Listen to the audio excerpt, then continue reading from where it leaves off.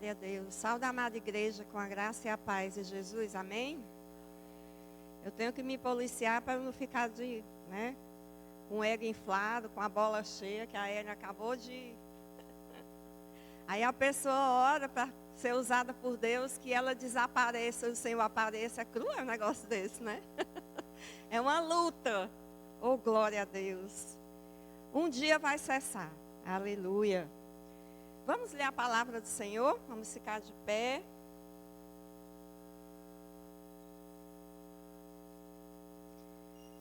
Eu vou pedir permissão aos irmãos para nós lermos do versículo 12 até o 16, tá bom? Capítulo 3 de Filipenses, versículo 12 ao 16. Os meninos vão colocar aí na tela. Mas eu gostaria de pedir aos irmãos que procurassem, sempre que eu colocar um texto aqui, você procurar examinar na sua Bíblia.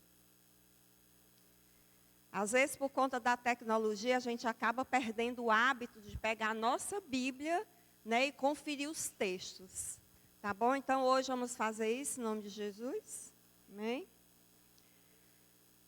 Então, versículo 12 diz: Não que eu o tenha já recebido ou tenha obtido a perfeição, mas prossigo para conquistar aquilo, para o que também fui conquistado por Cristo Jesus. Irmãos, quanto a mim, não julgo havê-lo alcançado, mas uma coisa faço, esquecendo-me das coisas que para trás ficam, e avançando para as que diante de mim estão, prossigo para o alvo, para o prêmio da soberana vocação de Deus em Cristo Jesus. Todos, pois, que somos perfeitos, tenhamos esse sentimento.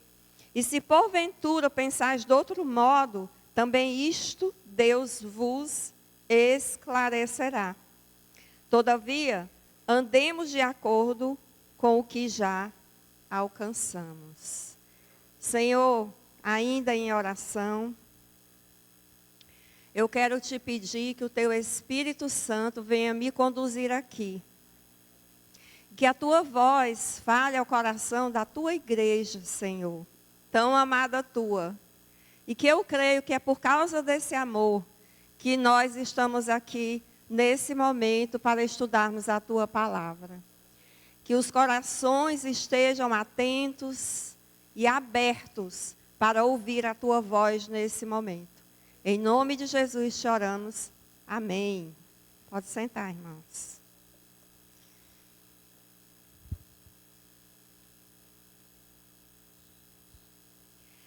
O tema, os irmãos já sabem, é alegria seguindo o caminho da maturidade. Essa epístola de Paulo aos Filipenses, ela é conhecida no meio dos teólogos e estudiosos como sendo a epístola da alegria. Os irmãos estão me ouvindo bem? Então, estou me ouvindo baixo. Eu esqueci da minha garrafa. Obrigada, Ela. E aí a palavra, o conceito regozijai-vos, significa alegria, Você vê em algumas versões e tem a palavra alegria, em algumas outras versões a palavra regozijai-vos, E isso aparece pelo menos 16 vezes em alguns textos, que eu vou citar aqui para os irmãos, se você quiser anotar, porque tem algumas pessoas que gostam de anotar. Então, algumas referências que aparece aqui, o termo alegria, ou então regozijai-vos. Filipenses 1:4, 1:18, 1:25, 2:2, 2:28, 3:1, 2:28, 4:1, 4:4 e 4:11. Você vê que aparece no capítulo 1, capítulo 2, no capítulo 3 e no capítulo 4. Então, repete várias vezes aqui. É interessante que é como se essa palavra, ela precisasse ser repetida mesmo várias vezes, para que a gente não esqueça dela, né? Na verdade, não é uma palavra simples, mas é um conceito, que a gente vai ver daqui a pouquinho. E aí, o que acontece nesse contexto aqui? Paulo está preso, e a gente pode imaginar o que se passa na cabeça de uma pessoa que está presa, né? De uma pessoa que não tem sua liberdade de estar em casa, de estar no meio social, de estar com os amigos, de pregar o evangelho, né? Nós como cristãos. E aí a gente imagina aqui o apóstolo Paulo passando por essa situação, né? Oprimido por diversas circunstâncias, mas, para além de tudo isso, Paulo manifesta a sua alegria. Paulo está preso durante toda a carta, ou essa epístola que ele escreve à igreja de Filipos, ele está preso. E Paulo fala 16 vezes da palavra alegria ou regozijai-vos. Aí já ensina alguma coisa para a gente, né? Já nos ensina algo. E aí, essa alegria que Paulo revela, né? É, na verdade, uma alegria que todo cristão tem a obrigação de ter. E eu já vou adiantando que não é uma emoção, né? A gente às vezes vê a palavra alegria escrita na palavra de Deus e a gente imagina que é a mesma emoção que nós sentimos quando estamos alegres, quando estamos felizes, né? E a gente expressa uma emoção chamada alegria. Então, não é uma emoção o que Paulo sente aqui. Na verdade, é um estado de espírito. É uma virtude da obra de Cristo por nós. Por que nós sentimos essa alegria? Porque Cristo fez algo por nós. E esse algo foi a obra que Ele fez na cruz do Calvário. Ele nos salvou. Ele nos trouxe de volta para Deus, para o Senhor. Ele nos ligou com Deus de uma intimidade, uma comunhão que nós não tínhamos por conta do pecado, né? Fomos separados de Deus. E aí, essa alegria, ela está acima das circunstâncias. E ela é cristocêntrica. Ou seja, toda essa alegria que perpassa por nós, ela vem de Jesus. E ela retorna para Ele. Então, é uma alegria que também alegra o nosso Deus, que alegra Jesus Cristo, né? O nosso Salvador e Senhor. E essa alegria é uma ação do Espírito Santo em nós e através de nós. É uma alegria contínua e crescente. A gente não está menos alegre ou mais alegre, né? A gente está mais alegre ou menos alegre quando a gente está, não no estado, mas tocado por essa emoção chamada alegria. Mas a alegria que vem de Deus, que opera em nós através do Espírito Santo, ela é uma alegria crescente, contínua, com foco na maturidade cristã. Então, o que significa isso? Sempre olhar para frente. Nunca olhar para trás. Seguir, né? Seguir para frente, avançando no crescimento. Afinal, a gente está estudando hoje sobre o quê? Sobre a maturidade, né? E maturidade significa crescimento. Então, nós, como crentes, como cristãos, como salvos, nascidos de novo na pessoa de Jesus Cristo, nós temos essa alegria contínua e crescente com foco na maturidade cristã. Então, nós vamos sempre avançando nesse crescimento. Não tem um momento em que a gente vai dizer assim, pronto, já estou pronto, já cresci demasiadamente, não tem mais para onde eu crescer. Há até quem fale isso, né? Os arrogantes, que acham que já tem tudo, né? Já tem Jesus Cristo, tem a salvação, tem os dons espirituais, então não precisa de mais nada. Isso não é verdade, né? nós devemos colocar isso na nossa cabeça. Isso não é verdade. Nós estamos sempre buscando, sempre crescendo, caminhando para adiante, em direção a Cristo. E aí é interessante pensar que o tema principal da epístola, veja bem, é o seguinte: como podemos triunfar sobre as circunstâncias e como podemos viver feliz e harmoniosamente juntos. Percebam que aqui não está falando individualmente, né? Mas está falando junto à igreja, né? Quando diz aqui, como podemos triunfar sobre as circunstâncias e como podemos viver feliz e harmoniosamente juntos, quer dizer, como povo de Deus, como igreja, rumo à maturidade cristã. Esse é o tema principal, né? Significa que é uma alegria como resultado de um crescimento, como resultado de uma maturidade. Então, aqui já para a gente pensar, que se não está existindo alegria em você, pelo Evangelho, pela fé que você abraçou, então significa que ou você não cresceu o suficiente, ou você estagnou, não está crescendo mais. Isso aqui para a gente refletir, tá? E aí a nossa intenção hoje, com esse estudo, é para que nós busquemos a maturidade, pelo menos conhecermos, né, quais são os passos, ou o que é que significa maturidade na vida de alguém, ou o que é que a maturidade faz na vida de um cristão. A gente pode aprender um pouco sobre isso hoje. E como obter, como resultado, essa alegria, né? Então, nós podemos refletir nesse mesmo texto, e alguns outros que nós iremos ler, sobre a alegria e a maturidade cristã, com base no texto que nós lemos, tá? E nós podemos aprender alguns princípios que eu queria aqui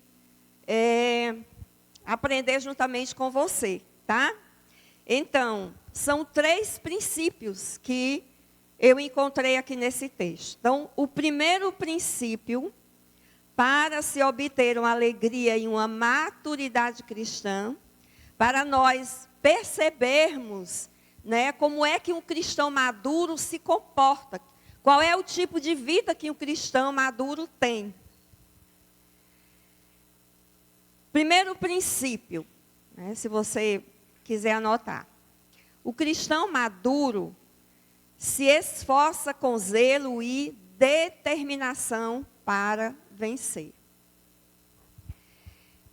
Nós lemos aqui um texto que Paulo vai falar sobre um atleta, né? Ele usa a figura do atleta para falar sobre a questão da corrida cristã, né? E aí, vamos imaginar que esse atleta correndo em uma maratona. E esse atleta, a gente sabe que todo atleta, um bom atleta mesmo, ele vai buscar treinar sempre, né? Ele vai ser alguém que treina com muito entusiasmo, e ele treina com muita determinação, e por mais que ele fique cansado, ele veja que muitas vezes ele não alcançou aquela performance que ele gostaria, mas ele continua ali tentando, com dificuldade, suando, cansando, muitas vezes até pensa que não vai dar certo, mas ele não desiste. E quando ele está correndo numa maratona, o que acontece? A gente sabe que quem está correndo numa corrida, né? A pessoa quer o 2º lugar, ela quer o 3º lugar, o que ela quer? O 1º lugar, né? Então ele está ali correndo, buscando esse 1º lugar. É o que ele almeja, é o que ele deseja atingir, alcançar. Aumentar a performance para que ele alcance aquele objetivo. Ele não se contenta com menos do que isso, o 1º lugar. Então, o que acontece com o cristão? Paulo usa essa figura, né, do atleta que está numa corrida. Então, nós somos como esse atleta. Nós caminhamos numa corrida cristã, numa carreira cristã. A nossa vida é uma corrida. E nós sabemos que existe a linha de chegada. Só que essa linha de chegada não depende de nós. Isso vai acontecer na eternidade, né? Quando Jesus vier nos buscar. Mas, o que o apóstolo Paulo diz? Ele diz que ele persegue esse alvo, né? Ele tem um alvo e ele vai em busca desse alvo. E ele diz, eu ainda não adquiri. Não adquiri. Mas eu estou aqui como um atleta que corre, buscando, indo em direção a esse alvo. Então, ele falava aqui sobre a questão de ser determinado, né? Todo cristão que é maduro, que tem maturidade, se esforça, né? E é com zelo. E a gente sabe que esforço demanda o quê? Cansaço, demanda suor, muitas vezes lágrimas, né? Mas, mesmo assim, com toda essa dificuldade, há uma determinação de chegar lá. De sempre estar olhando para lá. Está olhando para o alvo. Está olhando para a chegada. E nós estamos olhando para onde? Para o céu. Nós estamos olhando para onde? Para a cruz de Jesus, que foi lá onde ele cumpriu o propósito, quando ele disse, está consumado. Ali foi a nossa salvação que Jesus veio trazer. E na hora em que você entrega a sua vida para Cristo, você começou, você entrou, né, para a família de Deus, você foi salvo, escolhido, chamado por Jesus, e ali você inicia a sua caminhada. Então, você entrou na família de Deus, você foi selado pelo Espírito Santo de Deus. E agora você vai começar uma caminhada que já já nós vamos compreender isso. Então, o que acontece com um cristão maduro? Da mesma forma que um atleta não fica satisfeito com o segundo, terceiro lugar, o cristão maduro está sempre insatisfeito com a sua vida cristã. Ele não murmura, não é murmurar pela vida que ele leva, não é murmurar pelas coisas que ele tem, ou pela família que ele tem, ou pela igreja que ele congrega, não. Mas a insatisfação dele é a sua performance cristã. Como é que ele está seguindo essa carreira? Então, ele quer mais de Deus, ele quer buscar mais. E ele não se conforma em orar a quantidade de tempo que ele ora. Ele não se conforma porque ele jejua pouco. Ele não se conforma porque ele prega pouco o evangelho. Ele não se conforma porque ele não está buscando a Deus, como deveria ser. Então, ele olha para a sua performance com uma autoexigência, porque ele quer agradar a Deus. Então, essas são as primeiras características que nós podemos perceber aqui nesse texto sobre um cristão que é maduro. Ele não está satisfeito com a sua vida. É sempre alguém que se examina e percebe que precisa crescer mais, buscar mais, se entregar mais para Deus. Ele quer a perfeição. E essa palavra perfeição, ela significa maturidade. E o mais incrível é que o cristão maduro, ele nunca sabe. E ele nunca se acha maduro. Ele nunca se acha que ele tem maturidade cristã. Porque ele está sempre buscando melhorar, se achegar mais a Deus. E aí, o que acontece? Por que ele tem essa noção, né? Ou essa cobrança dele mesmo? Porque ele sabe perfeitamente, com muita convicção de fé, que foi conquistado por Cristo.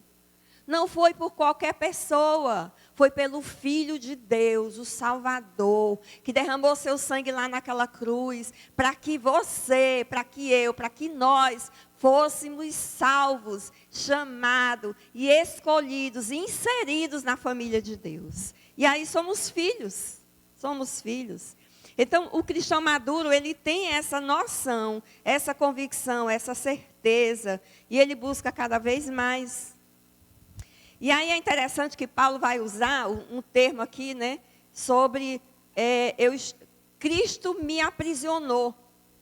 E a gente olha no sentido literal, mas não é apenas isso, o fato de Paulo estar preso ali naquela cadeia, mas é porque Jesus chamou Paulo de uma maneira tão tremenda que ele não teve alternativa nenhuma, a não ser adorar o Senhor e entregar a sua vida para Ele, né? Quem era Paulo? Aquele que perseguia a igreja de Jesus, que matava cristãos, que apedrejava, que incitava o povo, né, a matar e por aí vai. E ele se acha que é aprisionado de Cristo. Primeira vez na minha vida que eu escutei essa palavra e fiquei feliz. Meu Deus, eu fui aprisionada por Jesus, oh glórias. Eu nunca tinha parado para pensar sobre isso, né? Isso assim foi maravilhoso, foi tremendo, né? Glória a Deus. Isso significa dizer que nós somos propriedade de Deus, né? Termos sido aprisionados por Jesus significa nada mais do que nós somos propriedade exclusiva de Deus. Apenas isso. Aleluia. E aí, baseado nessa convicção, né, que esse cristão tem, ele busca de todas as formas agradar àquele que o chamou, que o escolheu. É alguém que está constantemente se examinando seu padrão de vida, seu caráter, sua performance, né, e percebendo o quanto precisa crescer.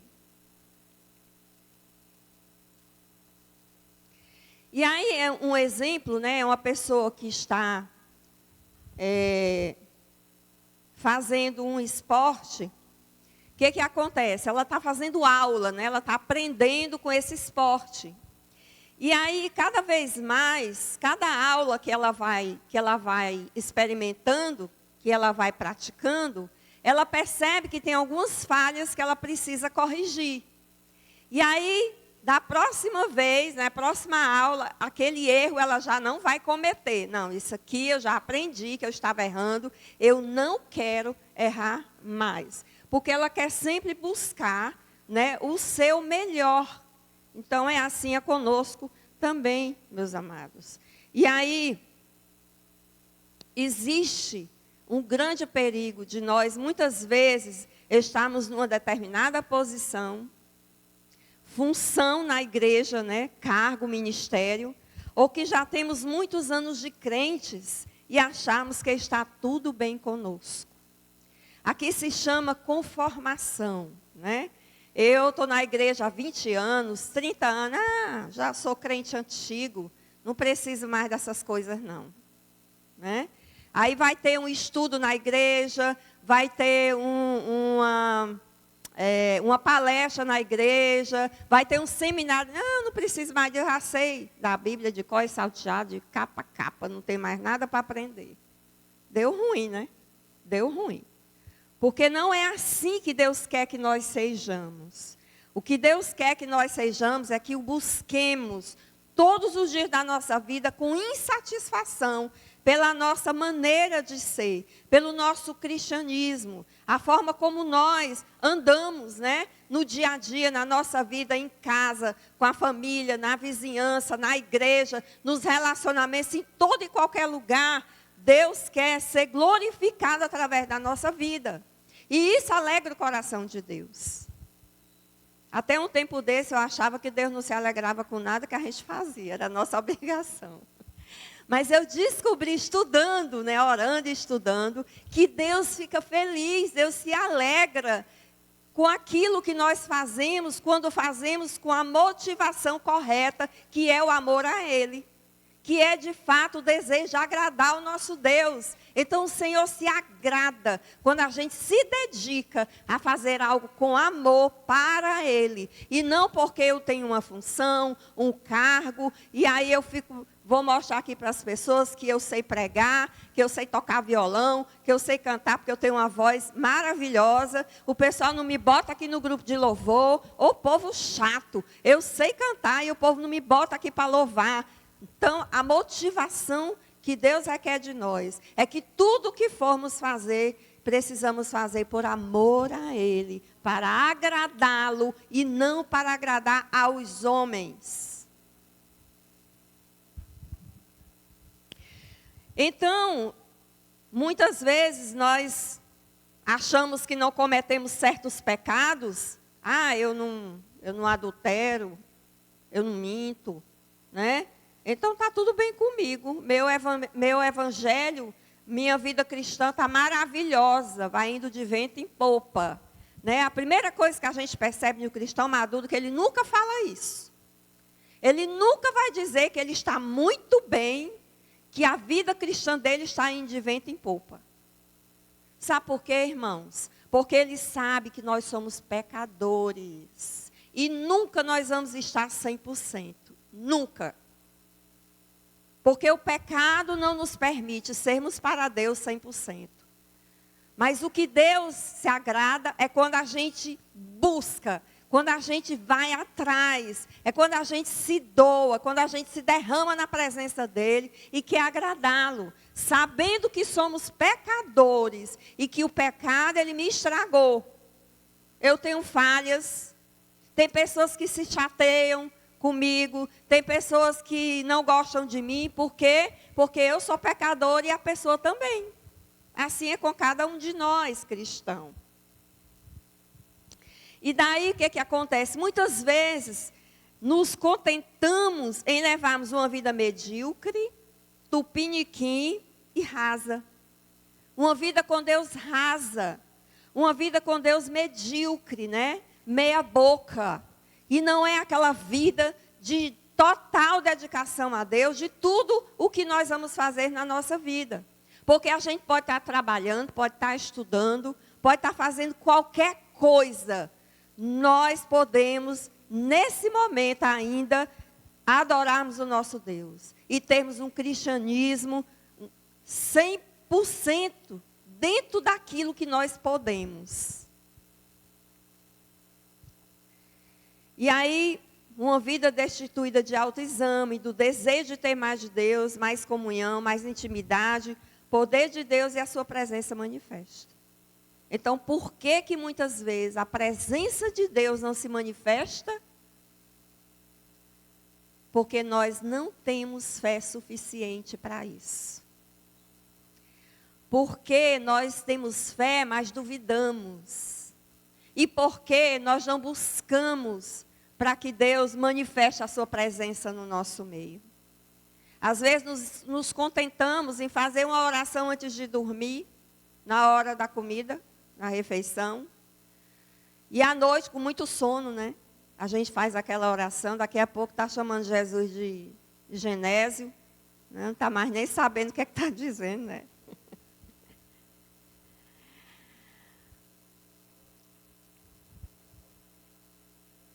A nossa fé é uma fé pequena, irmãos, e é uma fé superficial.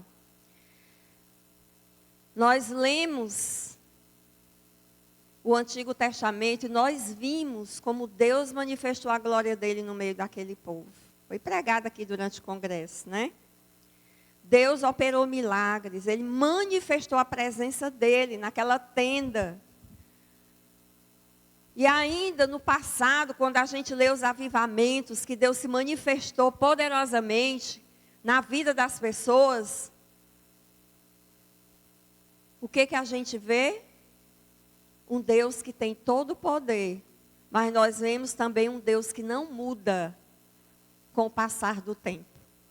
E parece que a gente esquece disso. Deus continua sendo o mesmo Deus que opera milagre, um Deus de poder. Eu fico pensando assim, quantas vezes alguém aqui chama a igreja irmãos para receber oração, e eu vejo às vezes as mesmas pessoas vindo para frente para receber oração, talvez até pela mesma razão. E eu, meu Deus do céu, cadê a nossa fé? Jesus, misericórdia de nós. Irmãos, olha, se cada um de nós buscar Deus com sinceridade de alma, com força, com garra, com vontade, pode ter certeza que essa igreja vai pegar fogo. E é fogo de Deus, é fogo santo. Às vezes a gente fica esperando só pelo pregador. Mas nós, cada um de nós, tem o compromisso e a responsabilidade com essa igreja. Porque nós somos o corpo de Cristo. E nós temos essa missão. E aí, Deus, Ele quer que nós sejamos como a corça. Não sei se vocês já viram a imagem daquele bichinho, né? No deserto, correndo atrás de água. Meu Deus, tão ligeiro, tão rápido, né? E aí aquela boquinha aberta, com sede, né? Buscando assim com tanta garra, com tanta ênfase, com tanta uma busca desenfreada pela água. E aí é que o salmista vai dizer que nós devemos ser sim como a corça, de termos sede, de buscar a Deus, de corrermos atrás, de estarmos ali clamando, Senhor, me enche o teu Espírito.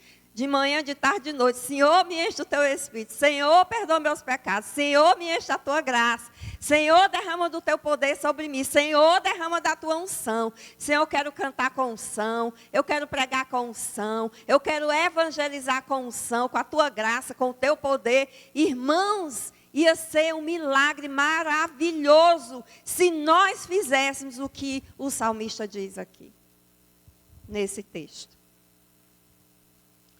Mas o segundo princípio que nós podemos estudar aqui é que o cristão maduro não se distrai por outros interesses. E eu estava vendo uma ilustração, estava lendo um certo autor, e ele vai contar a história de um cão, né, um cachorro, pastor, que estava ali pastoreando uma manada, não sei nem se chama isso, manada, né? De ovelhas. E aí é interessante que ele percebeu, ele vinha, esse motorista, ele vinha no carro, teve que parar para as ovelhas passarem. E o cão, né, o pastor, estava aqui, né, latindo, indo de um lado para o outro, para que as ovelhas seguissem, passassem à frente do carro. E aí ele ouviu o latido de um cãozinho, um cachorro pequeno, né? E ele latia para o lado do cachorro pastor. E o pastor, nem aí para o cachorro que estava latindo, nem tchuiu, né? Então ele olhando aqui, fazendo a obra dele, correndo e ele latia para fazer com que as ovelhas passassem. O que a gente aprende aqui com essa ilustração? A gente aprende que esse cão sabia da missão dele. Em nenhum momento ele desviou a atenção para brigar com o cachorro que estava latindo. Porque o animal tem isso, né? Corre lá e vai brigar. Ele nem aí, cumpriu com a missãozinha dele, fez as ovelhas passarem tranquilamente, o cachorro ficou lá latindo e ele não deu a mínima. Então, o que nós aprendemos com isso, queridos? É que nós, como cristãos maduros, nunca nos desviamos da nossa missão. Não nos desviamos daquilo que Deus nos mandou fazer, daquilo que Deus nos levou a fazer. Nunca nos desviamos do propósito de Deus para a nossa vida. E o único interesse é fazer a vontade de Deus e andar conforme a sua direção. O que acontece no mundo que a gente vive hoje? Tem uma série de interesses que muitas vezes chamam a nossa atenção, não é verdade? Quem nunca ficou ali, né, nas redes sociais, no celular, passando, e a gente vendo os vídeos, achando graça, e às vezes passa vê um negócio legal, aí passa a seguir aquela pessoa, aí fica lá e vai, né? São coisas que muitas vezes nos aprisionam. Os filmes, né? As séries, os doramas da vida que nos aprisionam e nos rouba do tempo com Deus, nos tira da presença de Deus. E o que acontece? Eu inventei uma vez de assistir aí um dorama desse aí, e eu me arrependi no pó e na cinza, porque eu sou ansiosa, eu não conseguia parar de ficar vendo os capítulos, né? Como é que chama, hein? Os episódios. Não, para ver só no outro dia, eu tenho lá paciência. Gente, quando eu olhei no relógio, 3 horas da manhã, fala, meu Jesus Cristo. Nunca mais na minha vida eu faço isso, porque eu não tenho controle. Eu não vou fazer, não. Podia ter assistido um episódio, né? E depois, quando tivesse tempo, numa folga, assistir outro. Mas me deixei levar. Olha que coisa terrível. Deus me livre. Não que seja pecado você assistir alguma coisa que é tranquilo, que não tenha nada que vá te levar a pecar, né? Mas a gente precisa vigiar, porque são coisas que muitas vezes nos prendem. E a gente acaba deixando para lá a oração e a leitura da palavra, porque a gente não vai ter tempo, né? Todos os dias eu aprendo com isso. E aí, são muitas coisas que nos distraem, que nos tiram da presença de Deus, né? E às vezes é um tempo que a gente podia estar orando, podia estar adorando o Senhor, né? Então, o cristão maduro, ele não olha para os lados. Lembram da ilustração? O cachorrinho que não olhava, né? O outro cachorro que estava latindo. Então, o cristão que é maduro, ele só olha para a missão dele, né? Para o propósito dele, para o alvo, né? Que foi para isso que Jesus o chamou. Ele se mantém focado, completamente focado. E não tem nada que roube o interesse dele em detrimento das coisas do Senhor, né? E aí, é interessante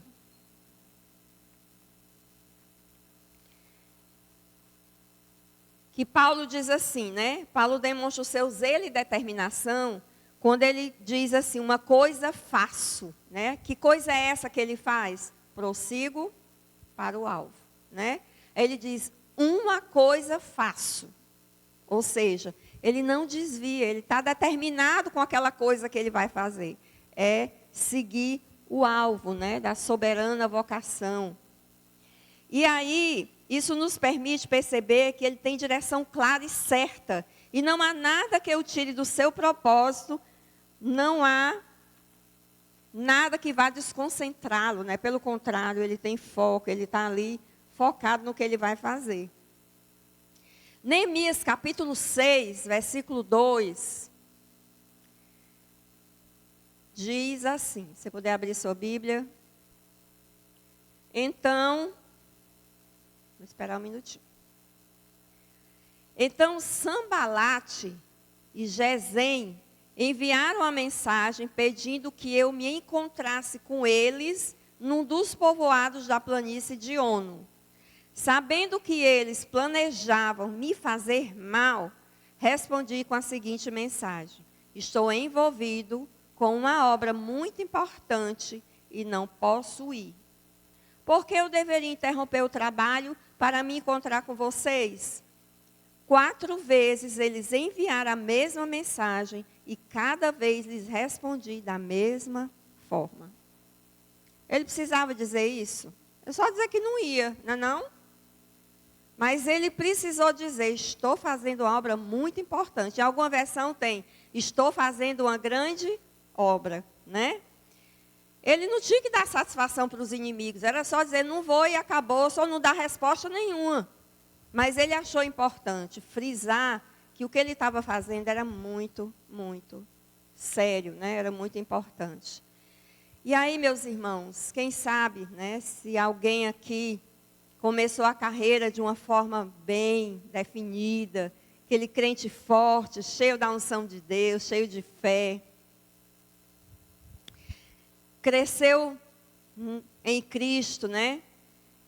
Tinha Cristo como alvo, a obra de Deus como alvo. E aí agora, você não consegue ser mais a mesma pessoa. Você está frio, desanimado, vacilante na fé, né? Então, existem muitas pessoas que começam bem, né, com grande estrondo de fé, às vezes uma conversão assim mirabolante mesmo, né, milagrosa, com muita expectativa e na primeira dificuldade desanima, desiste, volta atrás, é uma pessoa que se torna inconstante. Mas eu quero lhe dizer algo. Deus não mudou e não saiu do lugar. Nós é que viramos as costas para Ele. Mas Deus está lá no mesmo lugar, esperando a nossa reação. Esperando a nossa atitude. Esperando que clamemos por Ele. Eu quero dizer para você que se você está frio, desanimado, eu quero lhe dizer que tem esperança para você. Porque nós servimos a um Deus de esperança. Nós servimos a um Deus que pode fazer milagres. Nós servimos a um Deus que pode nos levantar das cinzas. Se o seu altar não tem mais chama, não tem mais fogo, tem só cinza, eu quero lhe dizer que o Senhor é o Deus que pode soprar as cinzas do seu altar e fazer com que essa brasa ela torne a viver em nome de Jesus.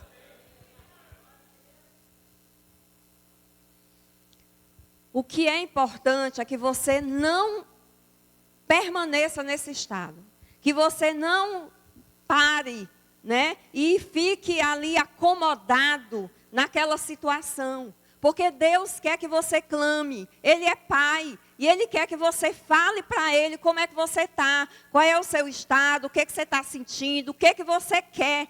Deus quer ouvir isso de você. Saiba que quando um servo de Deus está frio na fé, o Senhor, Ele usa pessoas para nos alertar, para nos trazer de volta, para que a gente abra os olhos e volte a buscá-lo. Porque, meus irmãos, só Deus é que pode nos tirar de uma situação de desânimo de fé. Mas ninguém pode, ninguém. Marido, mulher, família, filhos, igreja, ninguém. Só Deus é que pode. E se você não clamar na sua casa, de joelho no seu quarto, no secreto com Deus, e orar e clamar ao Senhor, você não vai sair dessa situação. E é incrível, porque você tem livre acesso a Deus. Na hora que você disser, Senhor, eu estou aqui, Deus está lá sempre. Nós é que saímos do lugar.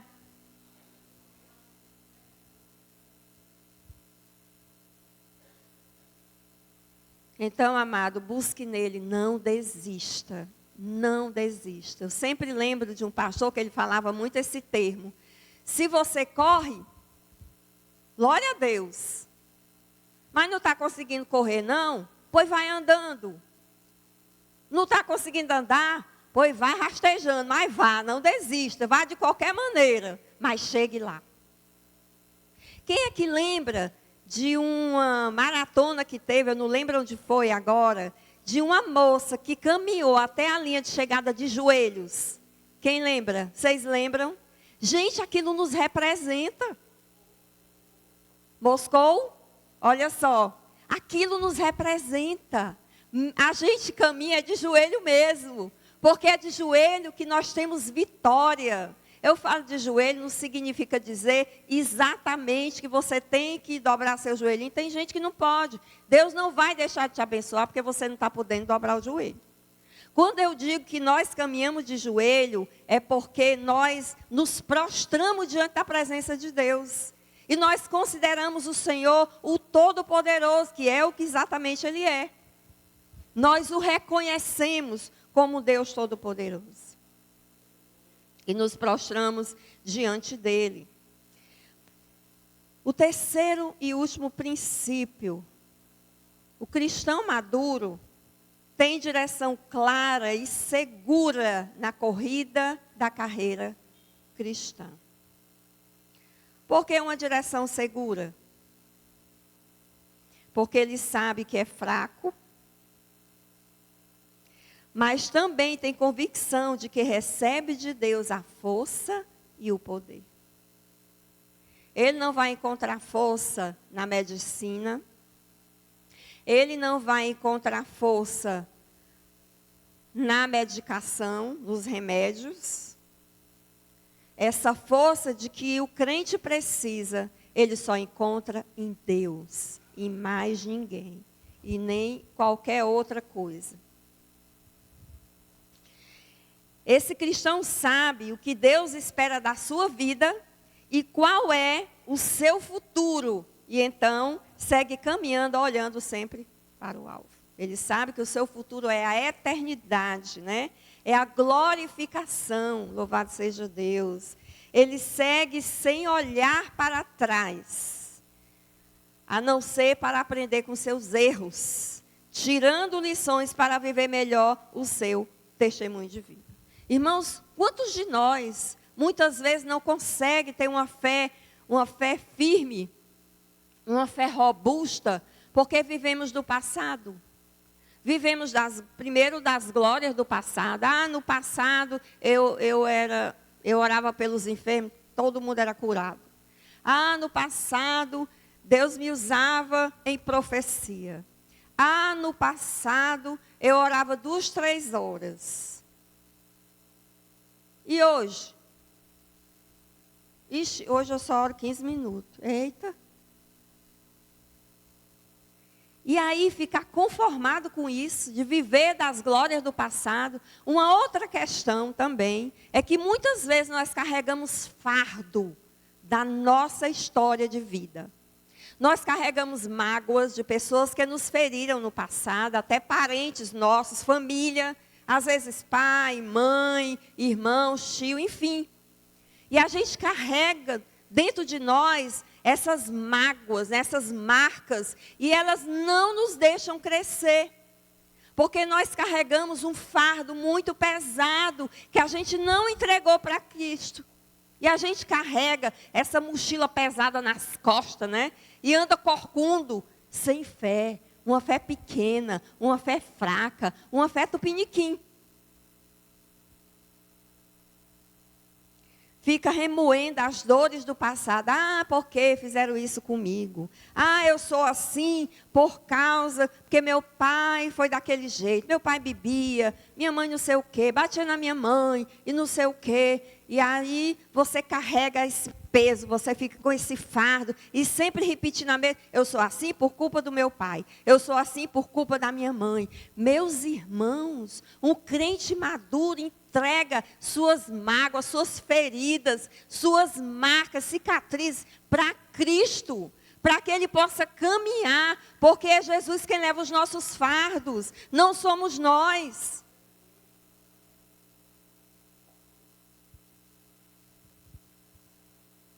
E é uma carga muito pesada. E é claro que isso vai tirar seu brilho, vai tirar sua alegria de servir a Deus, né? De caminhar na caminhada cristã. E você vai ser sempre aquela pessoa apática, que não vai conseguir seguir adiante, né? Então, precisamos seguir a orientação do Espírito de Deus.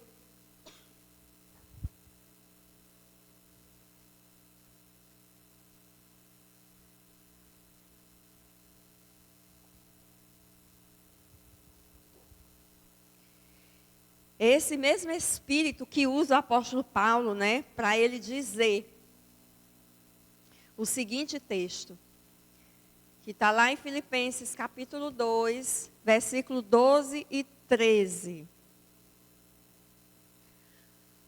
Filipenses 2, 12 e 13. Aí Paulo diz: de sorte que, meus amados, assim como sempre obedecestes, não só na minha presença, mas muito mais agora na minha ausência, assim também operai a vossa salvação com temor e tremor. Porque Deus é que opera em vós, tanto querer como efetuar, segundo a sua boa vontade.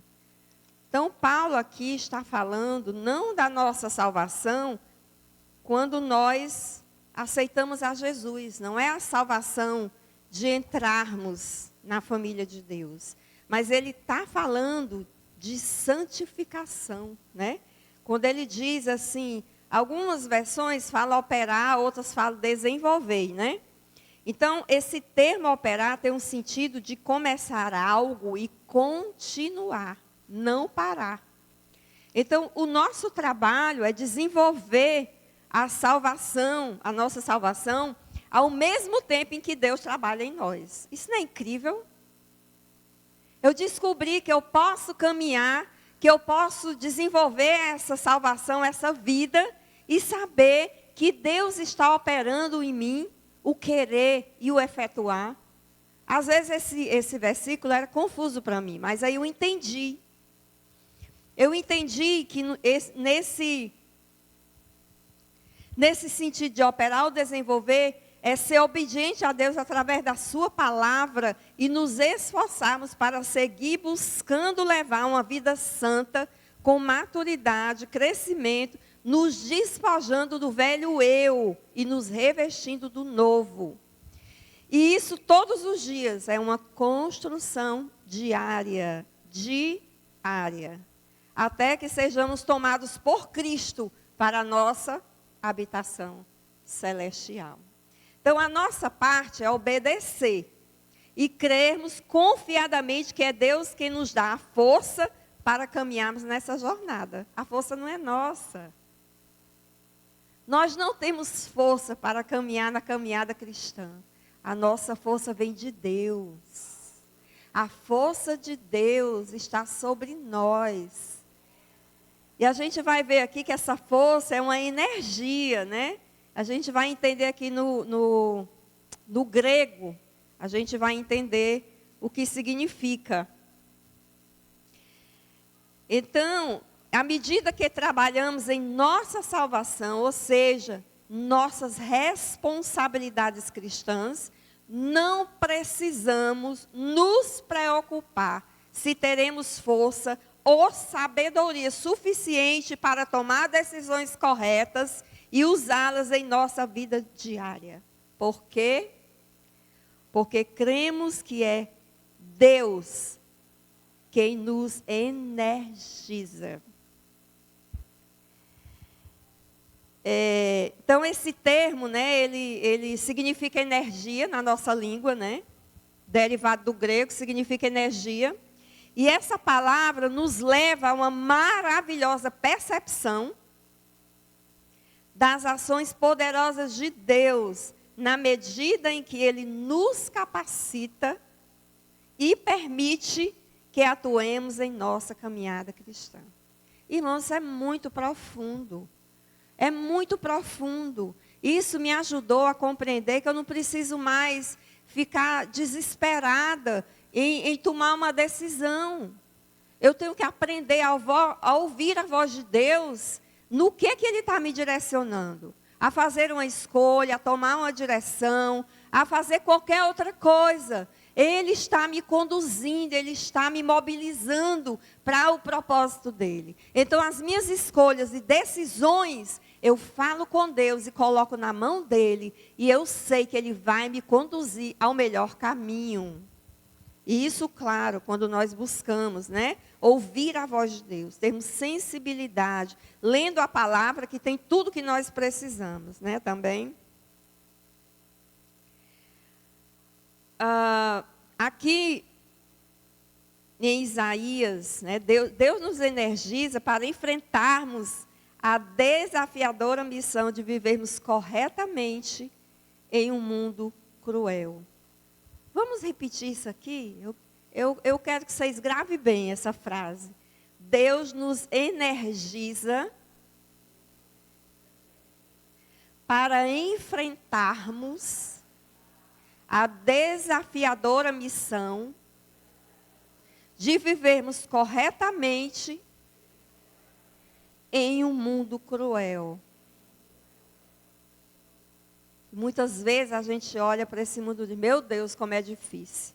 Mas Deus nos dá essa força que vem dele, né? Essa energia que vem dele, para nós vencermos o mal, vencermos o mundo, vencermos o pecado. Não estamos sozinhos nessa batalha.